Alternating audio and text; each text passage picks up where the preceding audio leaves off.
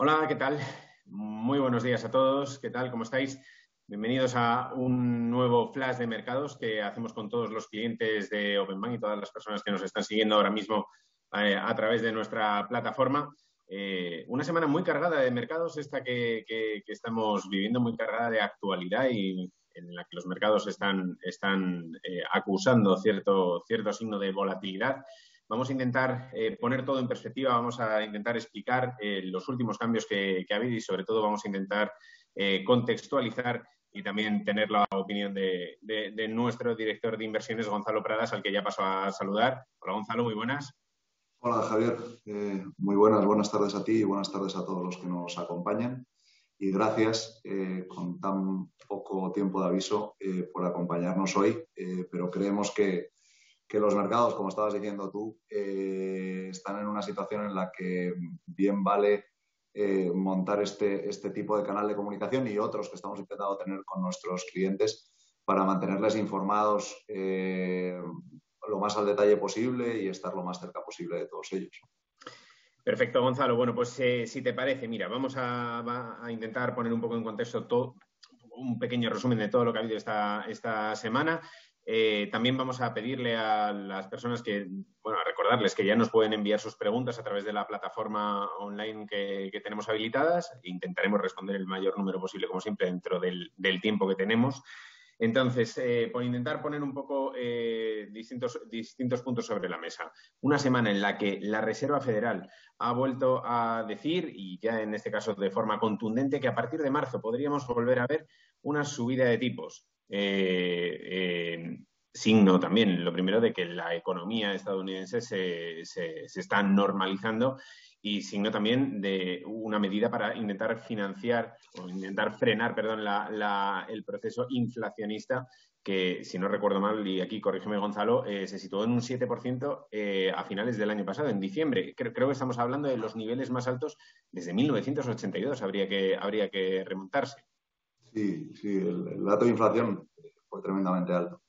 Pero también hay otro dato tremendamente alto que además se publicó ayer y es que la economía estadounidense creció el último trimestre del 21, hace veintitantos días, creció un 6,9%. Ese es el trimestre más alto desde el año 84. Entonces, hay que poner en perspectiva todo esto. Como bien dices, la Reserva Federal, durante martes y miércoles, las decisiones que tomaron se basan en tres principales. Y no debemos olvidar la primera, que es fin de estímulos a la economía en marzo.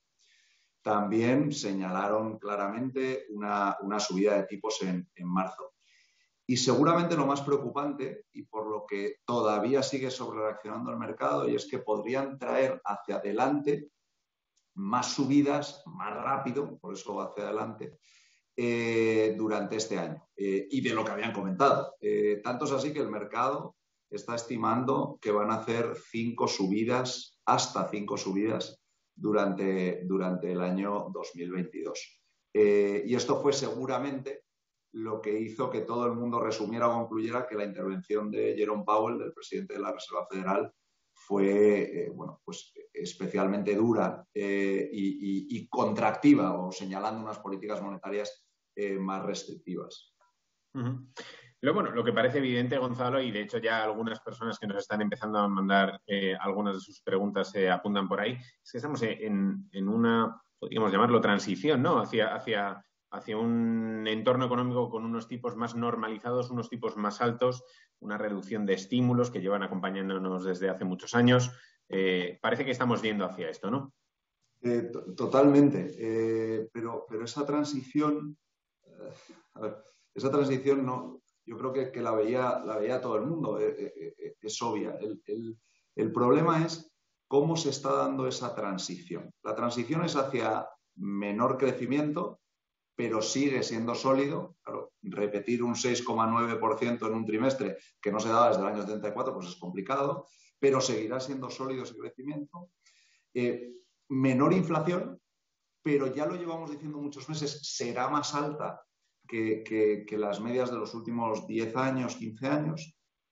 Y, por supuesto, tipos de interés más altos. Ahora, Esta transición, que parecía que iba a ser equilibrada, la Reserva Federal, con sus comentarios desde noviembre y los últimos ahora, antes de ayer, ha hecho que sea, y a lo mejor el adjetivo es demasiado fuerte, pero algo atolondrada, porque creemos que corren el riesgo de pasarse de frenada, si me permites decirlo. ¿Tiene sentido normalizar la política monetaria rápidamente? Sí, porque en lo que estamos inmersos no es en una recuperación, sino en un reinicio de la economía. Quienes nos van leyendo y nos escuchan en los webinars que vamos haciendo lo saben. No ha sido una recuperación que hemos tenido desde abril 2020, mayo 2020. Lo que hemos tenido es un reinicio de la economía. Obviamente tienes que normalizar todo mucho más rápido, pero seguramente podamos caer en la trampa de no ver que un reinicio de la economía, normalmente el crecimiento se va a ir mesurando, se va a ir armonizando, normalizando por sí solo hasta llegar a ese tope. Es difícil que veamos un sobrecalentamiento de la economía y la inflación sea un riesgo abismal de potencial sobrecalentamiento de la economía, cuando en realidad se ha dado por desajustes entre oferta y demanda. Entonces, todas esas cosas son las que nos parece que la Reserva Federal está jugando con fuego, que creemos que soltarán un poco ese empuje, pero ahora mismo lo que están creando es un momento de volatilidad tremendo. Uh-huh.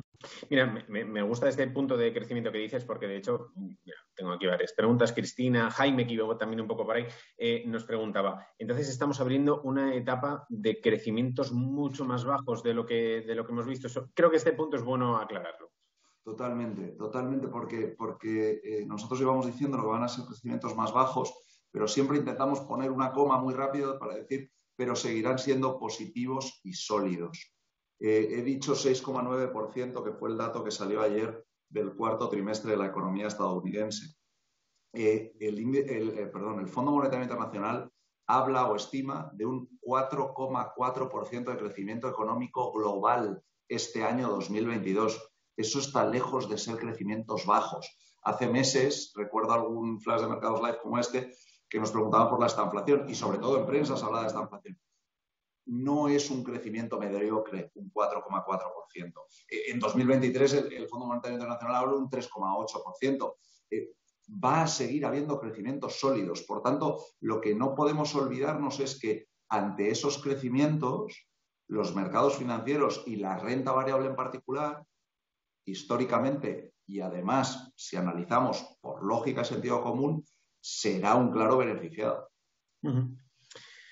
Bueno, te quiero preguntar por renta variable, por renta fija, que nos están llegando bastantes preguntas, pero lo que está claro es que si a todo esto de la Reserva Federal que estamos comentando, a esta posible subida de tipos para combatir con la inflación, con esa normalización del engranaje económico, a todo esto hay que sumar lo que está sucediendo también con Rusia y Ucrania, que también añade más ruido al entorno. Lo que está claro, Gonzalo, es que los mercados en los últimos tiempos están reaccionando de forma cuanto menos volátil.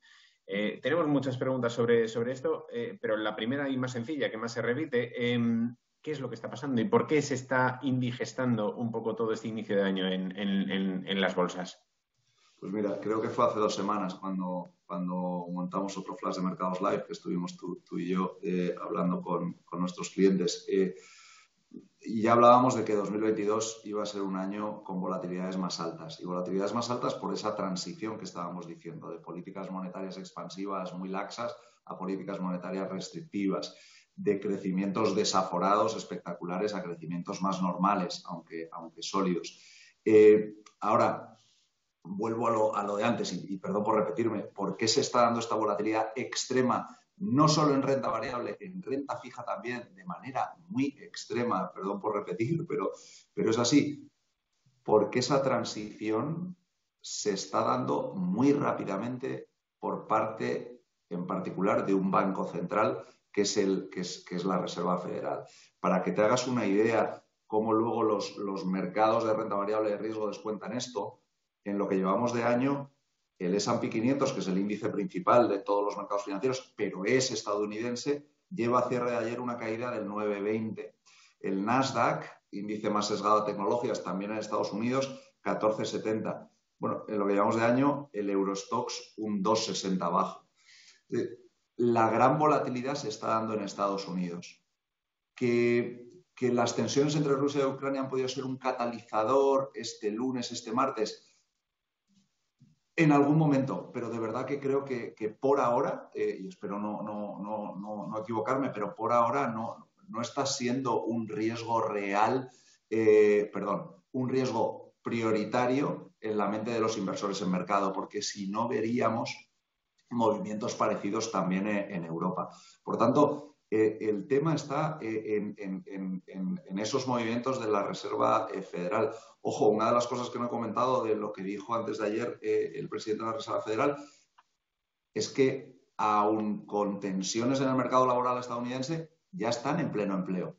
Entonces, ¿cómo entender todo eso? ¿Cómo digerir esa coctelera de crecimiento sólido, pleno empleo, la inflación, que claro que es un riesgo, pero que viene dada por desequilibrios entre oferta y demanda y no por sobrecalentamiento de la economía, versus traer para adelante muchas subidas de tipos durante este año? Como digo, eso está trayendo volatilidad. Nosotros esperamos que la Reserva Federal reduzca, minore un poco el calor con el que está anunciando esto y por tanto de señales de menor rapidez, porque cabe el riesgo de pasarse, de derrapar y desestabilizar la economía y el crecimiento económico.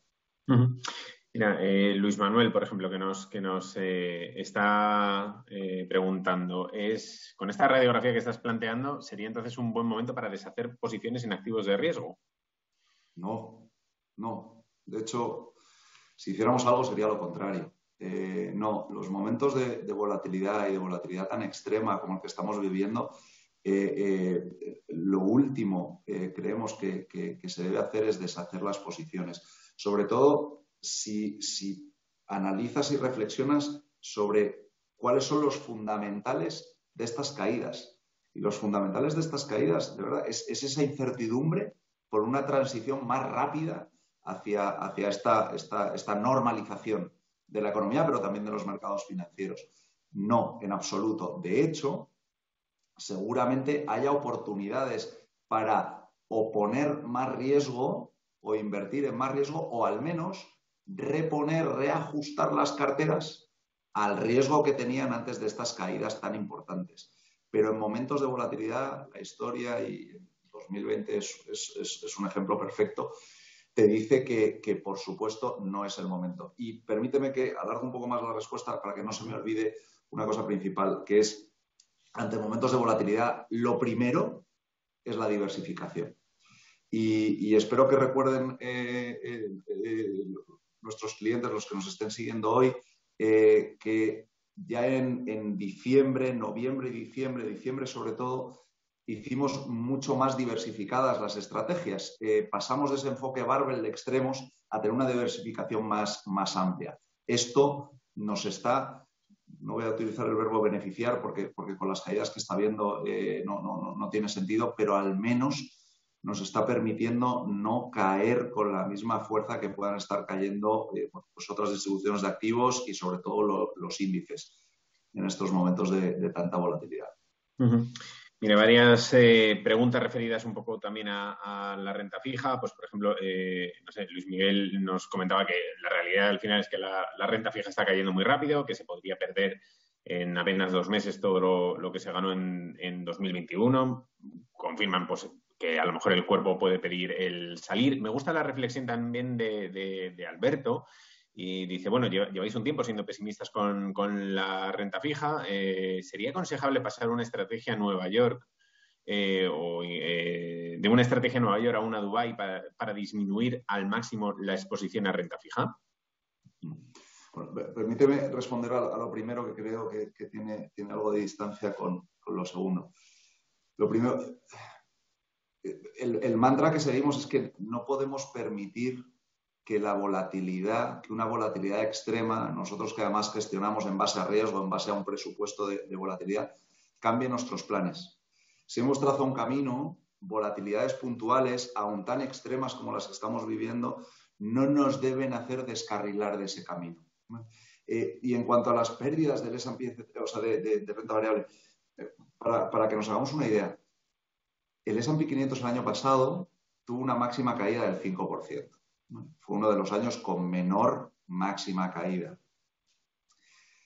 Pero eso no obligó al S&P 500 o hizo que el S&P 500 no tuviera una rentabilidad muy importante, porque cerró el año con un 21%. Entonces, momentos de sell-off, momentos de drawdown, de máxima caída existen. Eso no quiere decir que vaya a arruinar lo que creemos que va a ser un año positivo para la renta variable. ¿Tan positivo como el año pasado? Seguramente no, pero seguirá siendo sólido o muy sólido.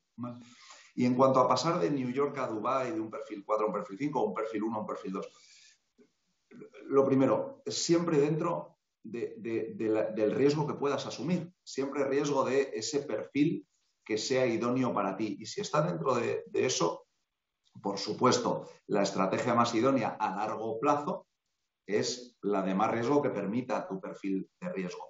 Eso, por supuesto. Ahora, yo lo que haría es valorar o evaluar qué argumentos me llevaron a tomar la decisión de invertir en New York. Porque en New York sí, claro que hay una parte en renta fija, pero y en activos reales y en mercado monetario. ¿Por qué? Porque gestionamos carteras diversificadas para un riesgo. Yo no haría no tomaría esas decisiones basadas en y así no tengo renta fija. No.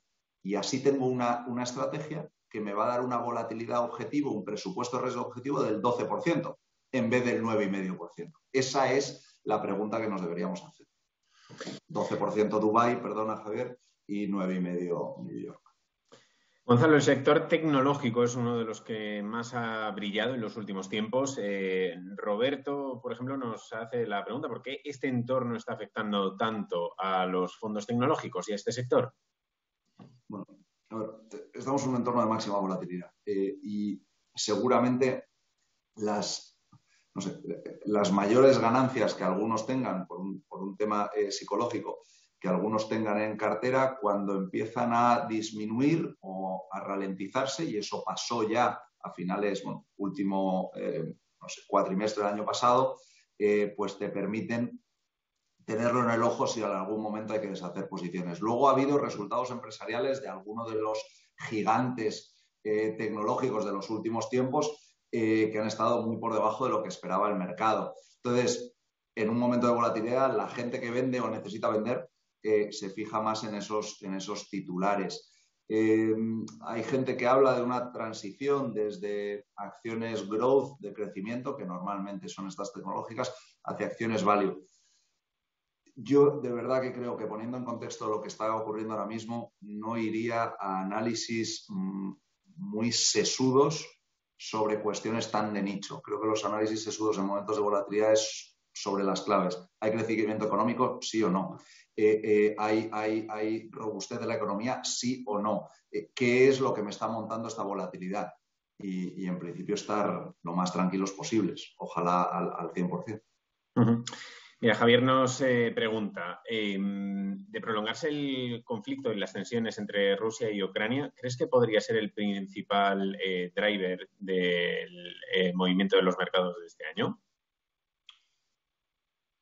Es que para serlo tiene que dejar de ser un driver el cambio de tono y una transición tan rápida en política monetaria en Estados Unidos.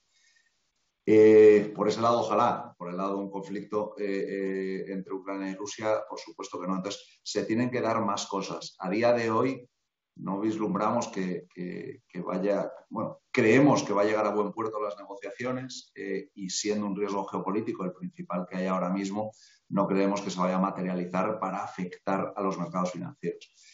Y es que es tan grande el efecto post-COVID de los mercados financieros que es difícil que haya otros riesgos que afecten más. El reajustar de un reinicio de economía a una economía normal es que trae muchísimos ajustes y eso es lo que creemos que va a estar en el foco durante todo el año. Para un inversor con vistas a largo plazo, esta pregunta nos la hacen varias personas, María, Ana. Para un inversor con vistas a largo plazo, ¿crees que la renta fija merece todavía una oportunidad? A ver, para un inversor a largo plazo y que pueda asumir pérdidas puntuales superiores al, no sé, al 5%, seguramente, pero también, y en este momento, también no nos olvidemos de una cosa, y es que la renta fija tiene mucho más efecto negativo cuando los tipos empiezan a subir, digo de mercado, no los oficiales, cuando los tipos de mercado empiezan a subir desde puntos tan bajos como el que estamos, que es negativo o casi negativo, que cuando siguen subiendo desde bases positivas y ya desde un colchón. Ese es el mecanismo principal de la renta fija. Te va a afectar más que pase el tipo alemán a 10 años del menos 0,30 al menos 0,15 o del menos 0,15 al 0, que pase del más 0,50 al más 0,75. Entonces, lo que quiero decir con esto es que porque por supuesto, con políticas monetarias restrictivas los tipos de interés van a subir. Cuando compramos bonos con esos tipos de interés ya atractivos, tenemos ese cupón que estamos cobrando. Por tanto, a largo plazo y en perfiles defensivos, moderados, equilibrados, bonos, tanto de gobiernos como corporativos, van a seguir formando parte de las carteras. En momentos, además, más normales de mercado, con mayor volatilidad, todavía más porque necesitas esa diversificación. Pero sobre todo, vas a estar recibiendo el cupón. Eso no quita que nuestra apuesta principal, obviamente, este año para un crecimiento positivo es la renta variable. Mira, por aquí nos estaba preguntando Miguel, en este entorno de volatilidad tan alta, ¿crees que puede haber algún sector que se pueda escapar un poco de todos estos vaivenes? Bueno, yo no me suelo meter en sectores porque no es algo que miremos en nuestro día a día y no voy a contar lo que no miremos en nuestro día a día porque la esencia de nuestra gestión y de nuestro proceso de inversión va por otro lado, pero me voy a meter en regiones, que tampoco lo suelo hacer, pero lo he dicho antes. Como la volatilidad está tremendamente enfocada en Estados Unidos, la diferencia de rentabilidad entre Estados Unidos y Europa está siendo brutal en los pocos días que llevamos de este año. Entonces, ¿eso qué quiere decir? ¿Que va a continuar así? Bueno, nosotros no lo esperamos y, por tanto, creemos que Estados Unidos va a cerrar esa diferencia. Pero ya ha existido una diferencia regional más que sectorial debido al foco de la volatilidad, al foco de las tensiones y la incertidumbre. Gonzalo, es un recurrente siempre que hay volatilidad en los mercados y llegan varias preguntas preguntando por el oro. Si puede ser buen momento para volver a fijarse en el oro y entrar aquí. Ya siento responder siempre lo mismo a los que nos preguntan sobre el oro, porque la realidad es que nosotros, en nuestro estilo de gestión, en nuestro proceso, no caben coberturas puntuales. Nosotros gestionamos medio y largo plazo. La volatilidad es parte de los mercados financieros, es parte fundamental, importante, y creemos que cubrirnos con oro o cubrirnos con otro tipo de cosas te puede salir mal también. Es una cuestión de timing y nosotros el timing creemos que a medio y largo plazo no tiene ningún sentido para ganar y te puede hacer mucho daño en la parte de pérdidas. Mira, nos pregunta José Ramón, además de todo esto que estáis comentando, ¿no creéis que los mercados de renta variable también están bajando porque hay un punto de sobrevaloración? Es un recurrente también. ¿Sobrevaloración versus qué? Porque versus una economía sólida con un crecimiento económico, vuelvo a repetir, sólido, no.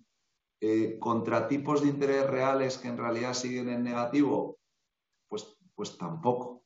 Llevamos hablando de burbuja, potencial burbuja desde creo que finales de verano de 2020. No. Y que haya caído con tanta fuerza el mercado americano no creo que sea porque haya dudas generalizadas, que por supuesto las hay puntuales, pero generalizadas sobre una sobrevaloración excesiva. No, de verdad que no. Siento ser muy machacón con esto, pero esto viene del foco, del origen de la volatilidad, de las tensiones y de la incertidumbre ahora mismo, que es ese cambio de velocidad, de tono, de forma de hacerlo de la Reserva Federal. Permíteme que añada una cosa que creo que no lo he dicho. La Reserva Federal está utilizando como base la comparativa con 2015, que fue cuando empezó a subir tipos de interés. Eso era una recuperación económica. Y aquí estamos hablando de un reinicio económico. No tiene nada que ver. Y es una de las principales dudas o preocupaciones que tenemos sobre este cambio, que, como digo, estamos convencidos que echará para atrás en algún momento y reducirá de forma muy tranquila, etcétera, pero reducirá la incertidumbre. Se nos va acabando el tiempo, Gonzalo, pero me gustaría hacerte dos preguntas más. Mira, Miguel Ángel nos pregunta, en estos entornos de gran volatilidad, ¿recomiendas la gestión activa o la gestión pasiva a la hora de pasarlos? Es que se podría estar discutiendo esto muchas horas sobre qué es gestión activa y qué es gestión pasiva.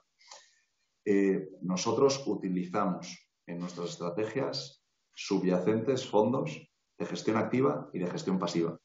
Pero nuestra gestión, los que montamos con esos ladrillos las estrategias, es una gestión activa a medio y largo plazo. Es decir, no vamos a estar haciendo cambios intradiarios o entre semana o incluso dentro del mes para deshacer y poner, etc. La gestión pasiva, como empezó en Estados Unidos, que tú tenías un perfil 50% en renta variable, 50% en renta fija, y lo que se hacía cada mes, cada trimestre o cada semestre era rebalancear otra vez a esos 50%.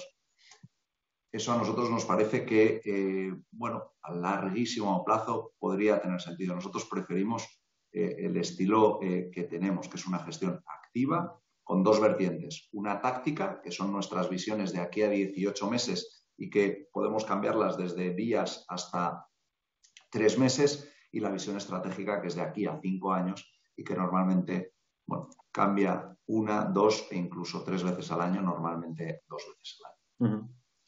Y luego, Gonzalo, hay una pregunta con la que sí que me gustaría terminar y además me gustaría que intentáramos hacer una reflexión. Se repite bastante esta pregunta también y es si estamos a las puertas del final de un ciclo económico, si estamos ya cerrando este ciclo y abriendo. En absoluto, no. En absoluto, Javier, perdona que te No, adelante. En absoluto, no es el final del ciclo económico. Estamos convencidos que no es el final del ciclo económico. Seguimos viendo crecimiento económico. Y como no es el final del ciclo económico, es por eso por lo que seguimos siendo positivos en mercados de riesgo. Y esto, un final del ciclo económico, ¿puede llegar a afectarlo, puede llegar a provocarlo a la Reserva Federal? Bueno, se tienen que poner mucho a ello. Pero los más miedosos, preocupados sobre una nueva recesión, porque la última la tuvimos hace menos de 2 años, son los bancos centrales y la Reserva Federal en particular. Entonces, es, como ya he dicho, especialmente peligrosa la espiral en la que he entrado, pero entendemos, y además vuelvo a lo de antes que he dicho, con pleno empleo en Estados Unidos, es que no es el final del ciclo económico, no lo va a afectar y no va a dejar afectarlo la Reserva Federal ni ningún banco central, y esa es además una de las bases principales para nosotros, para seguir positivos en activos de riesgo, para pedir a nuestros clientes que por favor sigan confiando, que no nos suelten la mano en este momento, especialmente no, porque la volatilidad es, por supuesto, parte integral de los mercados financieros, pero momentos de extrema volatilidad lo que no podemos hacer es claudicar y, creo que decía antes, descarrilar de ese camino que nos habíamos trazado. Entonces, no, en absoluto. Y además es una de las bases para seguir con el posicionamiento que tenemos en las estrategias. Muy bien, Gonzalo Pradas, director de Openman Wealth. Muchísimas gracias por acompañarnos esta mañana en un nuevo flash de mercados, sobre todo también por, de nuevo, como habíamos empezado diciendo, contextualizar un poco todo el entorno y todas las noticias que han ido ocurriendo y que están moviendo un poco los mercados a lo largo de esta semana. Muchas gracias, como siempre, por acompañarnos, Gonzalo. Muchas gracias a ti, Javier, y sobre todo me vas a permitir dar las gracias a todos los que han asistido hoy, porque es que en momentos así no se nos ocurre otra cosa que estar lo más cerca posible y, por supuesto, seguir analizando los mercados, analizando potenciales cambios, optimizaciones en nuestras estrategias. Y permíteme que recalque que por favor, en momentos de volatilidad extrema como esto, que no nos suelte la mano, que no descarrilen de ese camino que habían decidido y que habían trazado con nosotros, y que cualquier necesidad, cualquier duda, cualquier pregunta que estamos intentando atender con estos webinars, también con notas, pero tienen a nuestro equipo de especialistas de inversiones al teléfono, también en la sucursal de Castellana 134, pero para todos aquellos está a una llamada de distancia, y estamos para servirles y para ayudarles a tomar las mejores decisiones. Muy bien, muchísimas gracias a todos por acompañarnos y hasta la próxima.